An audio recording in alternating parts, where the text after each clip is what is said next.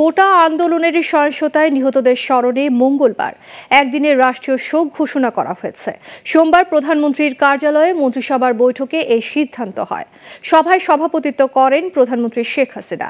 এর আগে কোটা সংস্কারের দাবিতে শিক্ষার্থীদের লাগাতার আন্দোলন শুরু হয় ১ জুলাই। ১৫ জুলাই ঢাকা বিশ্ববিদ্যালয়ে শিক্ষার্থীদের আন্দোলন ঘিরে সংঘর্ষের পর বিক্ষোভ ছড়িয়ে পড়ে সারা দেশে। পরদিন থেকে ঢাকাসহ দেশের বিভিন্ন জায়গায় হামলা, সংঘর্ষ, সহিংসতা, ভাঙচুর, অগ্নিসংযোগ ও হতাহতের ঘটনা ঘটে।